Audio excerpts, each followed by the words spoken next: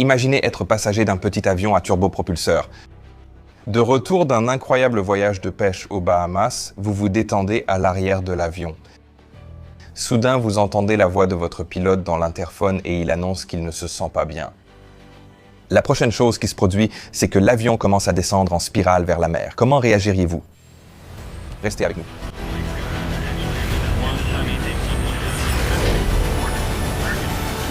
Un immense merci à Manscaped d'avoir sponsorisé cette vidéo.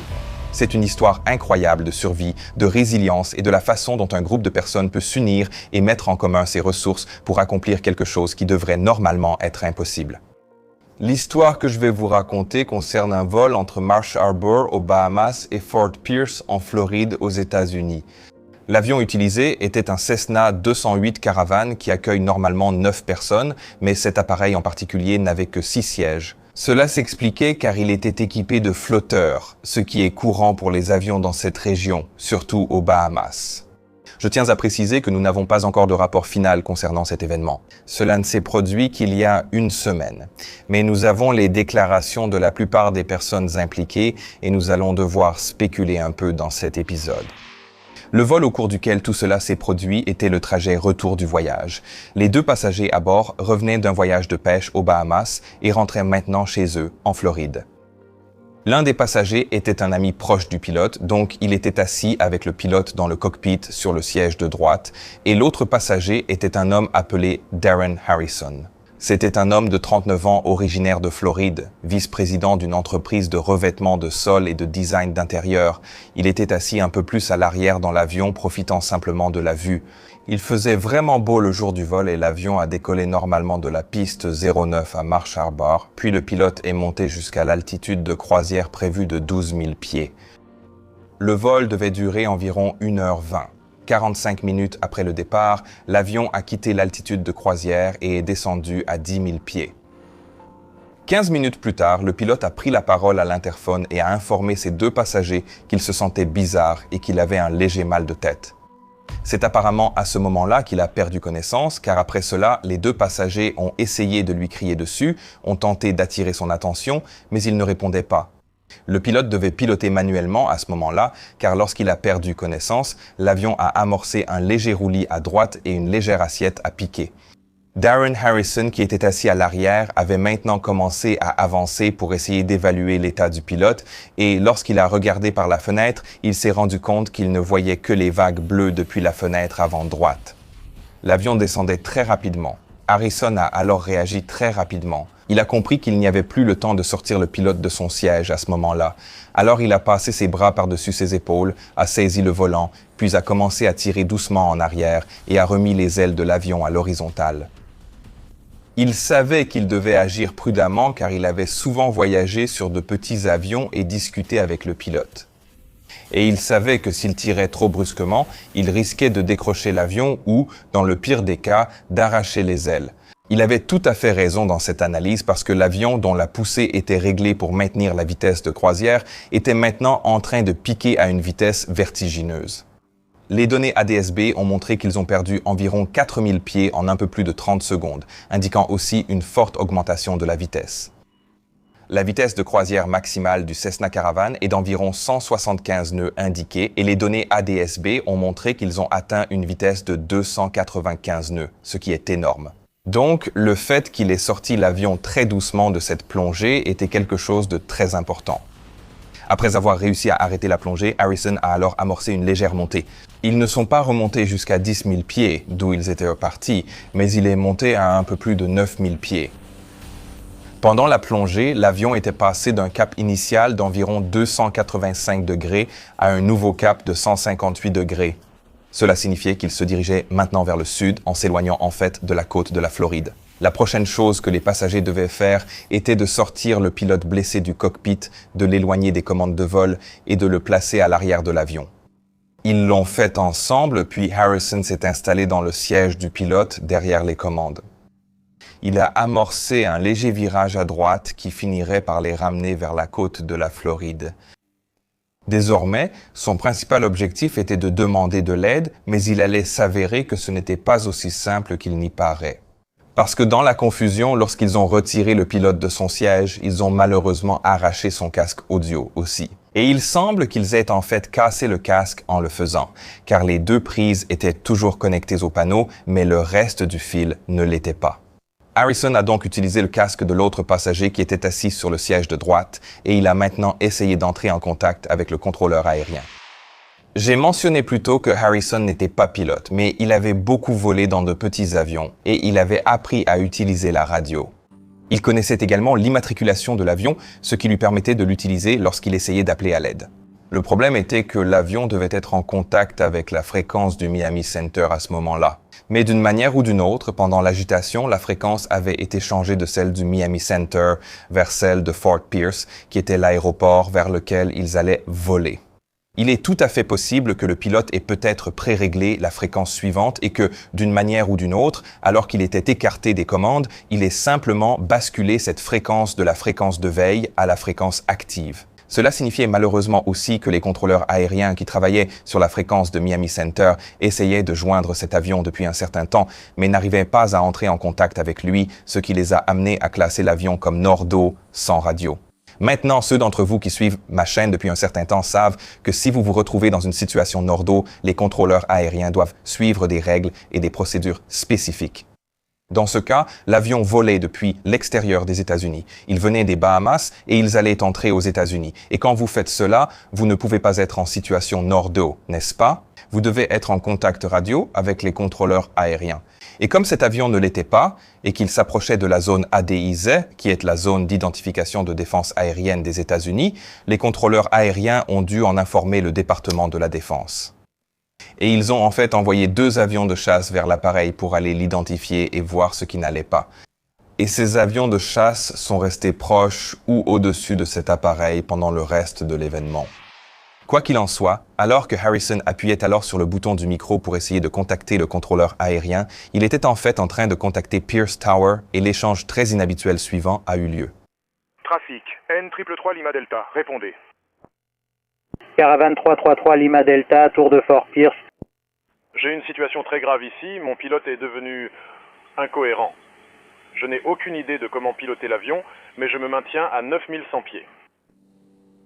Maintenant, une chose que je veux souligner ici, c'est à quel point Harrison semble incroyablement calme lorsqu'il transmet ce message. Rappelez-vous qu'à ce moment-là, il a compris qu'il est le seul qui va pouvoir poser cet avion. Il a dit que l'un des moments les plus terrifiants jusqu'à présent était évidemment lorsqu'il sortait du piquet, mais il était convaincu qu'il allait poser cet avion au sol d'une manière ou d'une autre. L'autre passager a probablement eu un véritable choc en voyant son ami, le pilote, se retrouver hors d'état d'agir, mais au fur et à mesure que le vol avançait, il a repris ses esprits et a commencé à apporter une aide vraiment précieuse à Harrison pendant qu'il pilotait l'avion. Le contrôleur aérien qui a reçu ce premier message était Christopher Cheap Flores et il est également resté très calme en recevant ce message. À ce moment-là, il ne pouvait pas identifier le Cessna Caravan sur son écran radar, alors il a demandé au passager s'il savait où il se trouvait. Et à cela, Harrison a simplement répondu « Je n'en ai aucune idée. Je vois la côte de la Floride devant moi, mais je n'en ai aucune idée. » Toujours d'une voix très calme. Le contrôleur aérien a alors essayé de faire changer à Harrison le code de son transpondeur en 7700, qui est le code international d'urgence. Et s'il avait pu le faire, il aurait été vraiment facile à identifier sur l'écran radar. Mais malheureusement, le Cessna Caravan qu'il pilotait était équipé d'un magnifique nouveau cockpit tout écran, ce qui est vraiment bien si on sait comment l'utiliser. Mais Harrison ne le savait pas, donc il ne pouvait pas changer le code de son transpondeur ni modifier la fréquence du contrôle aérien. La prochaine chose que le contrôleur aérien a essayé de faire, c'était de faire descendre l'avion en légère descente jusqu'à 5000 pieds. La raison à cela était qu'il pensait que l'incapacité du pilote était peut-être due à l'hypoxie, car l'avion avait été au-dessus de 10 000 pieds. S'il pouvait descendre l'avion à 5 000 pieds, le pilote se réveillerait peut-être et reprendrait les commandes, ce qui était une bonne idée. Une autre raison de le faire descendre aurait aussi été d'examiner tous les échos radars et de voir quel avion suivait réellement cette consigne, ce qui aurait aidé à l'identifier. En descente, Harrison a signalé au contrôleur qu'il descendait à 550 pieds par minute en passant 8640 pieds. Ce sont des chiffres très précis, ce qui indique que Harrison pouvait clairement lire les commandes et les écrans EFIS qu'il avait devant lui, ce qui est une bonne chose, et cela va devenir intéressant un peu plus tard dans cette histoire. Les contrôleurs ont alors continué à essayer d'identifier l'avion sur l'écran radar et Chip Flores, qui parlait toujours à Harrison sur cette fréquence, lui a dit d'essayer de continuer à voler soit vers le sud, soit vers le nord en suivant la côte, car ils se sont rendus compte qu'il était probablement proche du littoral et que cela faciliterait son identification.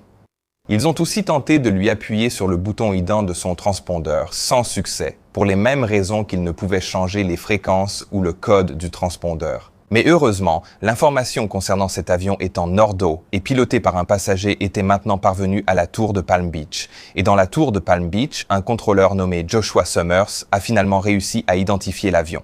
Mais à présent, les contrôleurs aériens faisaient face à un autre problème. En l'ayant fait descendre à 5000 pieds et partir vers le sud, ils s'éloignaient en fait de Fort Pierce. Cela signifiait qu'ils finiraient par sortir de leur couverture radio et, avant cela, ils ont tenté de lui donner un numéro à appeler depuis son portable. Malheureusement, il n'a jamais reçu ce numéro et ils ont perdu le contact radio avec lui à ce moment-là. Mais comme l'avion avait maintenant été identifié sur le radar, les contrôleurs de la tour de Palm Beach ont essayé de trouver un moyen de contacter l'avion à la place. Ils ont trouvé une solution grâce à une vieille radio d'urgence dont ils pouvaient modifier la fréquence de sortie. Alors ils ont apporté cette radio et ont changé la fréquence de sortie pour la fréquence de Fort Pierce et de cette façon ils pouvaient à nouveau parler à l'avion. Pendant ce temps, un autre contrôleur aérien, Robert Morgan, faisait une pause à l'extérieur de la tour de Palm Beach en lisant un livre. Morgan n'était pas seulement un contrôleur aérien, il était aussi instructeur de vol certifié. Donc, comme tout cela se passait, son superviseur Gregory Battini l'a immédiatement appelé pour lui dire de venir dès que possible. N'étant pas habitué à être bipé, ce qui était très rare, il ignorait ce qui se passait en montant vers la salle radar. Lorsqu'il est arrivé, on l'a informé de la situation et il a dit à ses collègues que même s'il était instructeur de vol, il n'avait aucune expérience de pilotage sur le Cessna Caravan. Les autres contrôleurs sont partis en courant et ont imprimé un schéma du cockpit du Cessna Caravan à la fois avec les anciens instruments analogiques et avec les panneaux EFIS, car ils ne savaient pas ce qui était installé sur cet avion en particulier. Et cela montre simplement une incroyable capacité à penser différemment et un bel esprit d'équipe. J'adore la façon dont ils ont réfléchi à cette situation. Après avoir compris le fonctionnement de cette vieille radio d'urgence, très différente de celle de la tour, Morgan, il a commencé à parler à Harrison et il s'est rapidement rendu compte que, comme Harrison n'avait aucune expérience de pilote et très peu d'expérience avec la radio, il ne pouvait pas utiliser son jargon habituel de contrôleur aérien. Il ne pouvait pas lui dire « regarde à 10 heures à 4 miles », car cela ne signifiait rien pour Harrison. Alors, à la place, il a simplifié en utilisant des phrases plus simples. Il a essentiellement dit à Harrison, qui, soit dit en passant, était résident de Floride, donc il connaissait assez bien la région, de garder la côte de Floride sur son aile droite et de continuer à voler vers le nord, parce que la côte en Floride s'étend presque exactement dans une direction nord-sud. Et pendant qu'il faisait cela, il a également commencé à demander à Harrison de descendre légèrement des 5000 pieds qu'il maintenait jusqu'à environ 2000 pieds. Au début, Morgan voulait faire atterrir Harrison dans un petit aéroport plus au sud, puis a préféré finalement le faire venir plus au nord, vers Palm Beach, qui dispose d'une piste beaucoup plus longue, 10 000 pieds, soit presque 3 km, et d'une piste également plus large. Il a donc continué à diriger Harrison vers le nord. La piste sur laquelle Morgan voulait faire atterrir Harrison était la piste 10 gauche à Palm Beach. Et depuis la position où se trouvait Harrison à ce moment-là, qui était légèrement au sud de l'aéroport en direction du nord, cela aurait signifié un virage à droite assez simple de 90 degrés pour s'établir en finale. Mais Morgan savait qu'au sud de Palm Beach, il y avait des antennes radio assez hautes et il ne voulait pas que Harrison aille heurter accidentellement ces obstacles. Il a donc dit à Harrison de maintenir environ 2000 pieds et de continuer dans la même direction vers le nord, de dépasser l'axe de la finale, puis d'effectuer un virage très large à gauche de 270 degrés pour s'établir en finale à la place. Pendant le virage, Morgan s'est concentré pour s'assurer que Harrison ne perde pas trop d'altitude et il lui donnait d'excellents conseils tout au long, comme seul un très bon instructeur de vol sait le faire. Mais à ce moment-là, Harrison, qui pilotait le Caravan jusque-là, a commencé à demander s'il devait également commencer à sortir les volets. Morgan, en tant qu'instructeur de vol, savait que s'il commençait à sortir les volets, cela modifierait la compensation de l'avion. Cela modifierait la sensation de l'avion et compliquerait son contrôle. Alors Morgan a simplement commencé à lui donner des instructions en disant « Oui, on peut essayer de sortir un peu de volets. Tu dois comprendre que lorsque tu fais ça, l'avion va probablement commencer à cabrer et tu devras peut-être compenser à piquer pour contrer cette tendance à cabrer. » L'avion était également à une vitesse assez élevée à ce moment-là, ce qui pouvait entraîner encore plus de difficultés de pilotage pour Harrison.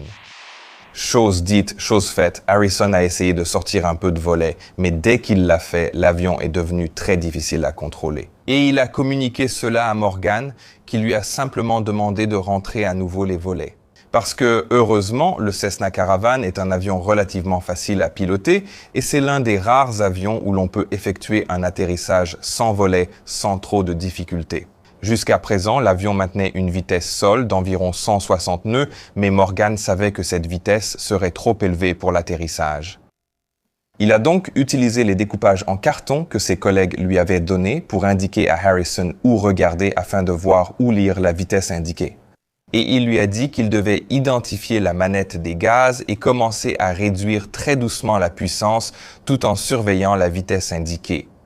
Et il a dit que l'objectif était d'atteindre une vitesse d'environ 130 nœuds, mais qu'il ne fallait surtout pas laisser la vitesse descendre en dessous de 110 nœuds, ce qu'il estimait proche de la vitesse de décrochage avec les volets sortis.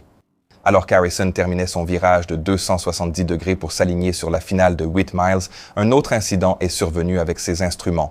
Je vous le raconte après ce court message de mon sponsor. Je suis très heureux d'avoir Manscaped comme sponsor de cette vidéo. Manscaped, fournisseur de soins masculins haut de gamme, vient de lancer sa nouvelle tondeuse, la Lawn Mower 4.0. La Lawn Mower est un appareil de soins de très haute précision. Je l'utilise par exemple pour tailler ma barbe, mais comme elle possède des lames en céramique très affûtées et la technologie Skin Safe, vous pouvez aussi l'utiliser pour tailler d'autres zones. La Lawn Mower est étanche, ce qui signifie que vous pouvez l'utiliser sous la douche ou simplement la rincer à l'eau. Elle possède aussi une LED très pratique qui éclaire la zone que vous taillez et je trouve cela vraiment utile. Si vous optez pour le pack Performance 4.0, vous recevrez également la Weed Whacker pour tailler les poils du nez et des oreilles, ainsi qu'un tonique et un déodorant pour les parties intimes. Si cela vous semble génial ou si vous pensez que je devrais offrir ça à mon partenaire, utilisez le lien ci-dessous et le code Mentour pour obtenir 20% de réduction sur le prix d'origine. Vos parties intimes vous remercieront. Jusqu'à présent, Harrison n'avait aucun problème à donner des indications très précises sur l'altitude et la vitesse verticale. Mais alors qu'il effectuait ce dernier virage de 270 degrés, il a soudainement dit qu'il ne voyait plus ses écrans, qu'ils étaient devenus complètement noirs. Il n'y a pas vraiment d'explication à cela pour l'instant, mais j'ai ma propre petite théorie qui est basée sur certaines interviews que Harrison a données plus tard à des journalistes locaux. Dans ces interviews, on pouvait le voir assis avec une paire de lunettes de soleil Oakley. Et étant donné qu'il faisait face au nord lorsqu'il a amorcé le virage, puis qu'il a commencé à tourner à gauche vers l'ouest, il est tout à fait possible qu'il ait eu le soleil dans les yeux en effectuant ce virage. Et si cela s'est produit, et s'il avait ses lunettes de soleil avec lui et qu'il les a mises, dans le cas où elles étaient polarisées, cela aurait potentiellement pu lui faire perdre la visibilité des écrans. C'est l'une des raisons pour lesquelles nous, les pilotes, ne sommes pas autorisés à utiliser des lunettes de soleil polarisées. Maintenant, je ne suis pas certain que c'est réellement ce qui s'est passé, mais c'est une supposition assez plausible à présent. Le Cessna Caravan possède quelques instruments de secours classiques, visibles malgré tout, mais bien plus difficiles à lire que les écrans FX. Quoi qu'il en soit, Harrison a effectué ce virage de 270 degrés. Son altitude a légèrement fluctué pendant la manœuvre, mais il a globalement maintenu les 2000 pieds. Puis il a eu la piste en vue et il a commencé à descendre vers celle-ci. Mais comme il n'avait désormais plus d'indications précises sur l'altitude et la vitesse, il demandait constamment à Morgan de le tenir informé à ce sujet. Donc Morgan a en fait traité cette approche comme une approche SRA, une approche radar de surveillance. C'est lorsque les contrôleurs aériens font effectivement cela pour les avions normaux aussi, en leur donnant l'altitude, les caps, la vitesse pour les tenir informés et les guider vers la descente. Un ILS ou quelque chose de similaire à un ILS. Morgan a continué à donner ses instructions à Harrison alors qu'il se rapprochait de plus en plus de l'aéroport. Et il lui a aussi dit qu'en arrivant au-dessus de la piste allait commencer à paraître de plus en plus large à travers le hublot. Et en faisant cela, il faudra relever légèrement le nez, continuer à descendre et réduire la poussée pour que l'avion puisse atterrir après le toucher des roues. Le problème ici aussi, c'est que Morgan était assis dans la salle radar, qui est essentiellement une pièce sombre sous la tour avec uniquement des écrans radar. À une certaine altitude, l'avion disparaîtra de l'écran radar et en dessous de cette altitude, Morgan ne pourra plus donner d'instructions précises à Harrison.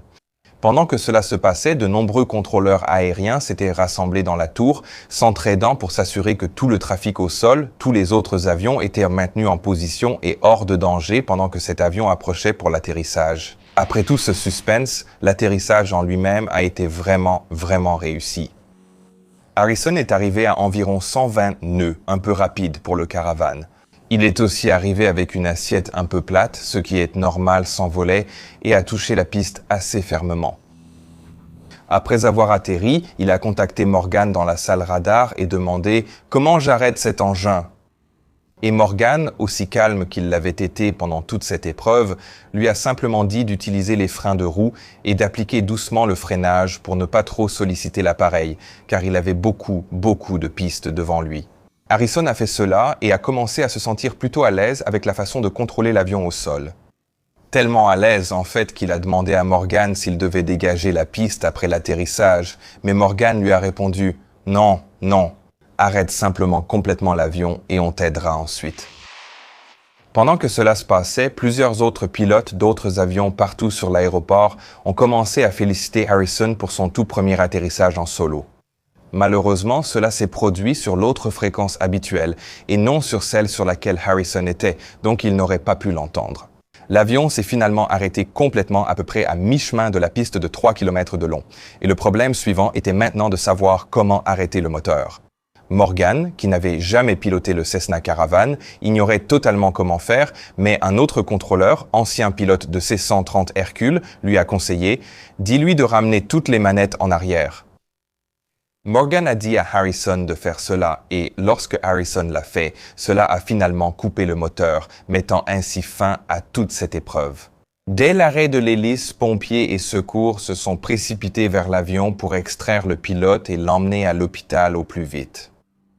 On a découvert plus tard que le pilote avait subi un grave problème cardiaque et, d'après les dernières nouvelles dont nous disposons, il a survécu à l'incident et, à notre connaissance, il a même quitté l'hôpital, ce qui est vraiment une excellente nouvelle. Il y a encore beaucoup de choses que nous ne savons pas à ce sujet et la FAA a lancé une enquête officielle. Un rapport final sera publié prochainement. Mais je voulais faire cette vidéo spéciale parce qu'elle met vraiment en évidence certains des principes fondamentaux que j'essaye de transmettre sur cette chaîne. À quel point il est important, dans toutes les circonstances, de toujours piloter, naviguer, communiquer. La façon dont Harrison, le pilote et le passager ont agi dans cette situation montre une résilience incroyable. Il a déclaré plus tard qu'en redressant l'avion, son rythme cardiaque était sans doute dans les 90. Mais dès qu'il s'est complètement arrêté et que son cerveau a commencé à réaliser ce qui s'était réellement passé, son rythme cardiaque est monté à 160. Et cela montre à quel point il est important de rester calme pendant qu'une telle situation se produit, d'écouter les instructions que l'on reçoit et, comme nous le disions, de communiquer. Si la communication n'avait pas fonctionné ici, l'issue de cet incident n'aurait pas été aussi positive. J'ai aussi fait une vidéo sur un cas similaire dans un Boeing 737 expliquant comment un passager pourrait faire atterrir l'avion. Vous pouvez la voir ci-dessus. Les principaux points de cette vidéo étaient d'abord de rester calme. Deuxièmement, contactez par radio quelqu'un pour vous aider. Et on voit ici très clairement pourquoi c'est important, parce que la façon dont Morgan a géré sa part de cette situation, ainsi que tous ses collègues du contrôle aérien qui se sont rassemblés pour trouver des solutions innovantes, comme cette radio d'urgence sur laquelle il pouvait basculer en changeant de fréquence, et ces silhouettes en carton du cockpit du Caravan montrent également une résilience fantastique. Et à quel point il est important d'avoir et de travailler avec des personnes talentueuses, calmes et ingénieuses. C'est une histoire incroyable et j'ai adoré faire des recherches à ce sujet. Et je tiens simplement à féliciter tous les contrôleurs aériens, les pilotes, Harrison, ainsi que toutes les autres personnes impliquées pour ce résultat fantastique. J'ai commencé à enseigner des cours sur le leadership, la résilience et la prise de décision. Si vous voulez rejoindre un cours, allez sur metourpilot.com, entrez votre email et je vous informerai de la date de mon prochain cours. Regardez cette vidéo, elle devrait vous intéresser. J'espère aussi que vous êtes abonné à ma chaîne Mentour Now. Si vous souhaitez soutenir le travail que je fais ici sur la chaîne, alors pensez à rejoindre mon équipe sur Patreon ou procurez-vous quelques articles de la boutique. Passez une journée absolument fantastique et on se retrouve la prochaine fois. Au revoir.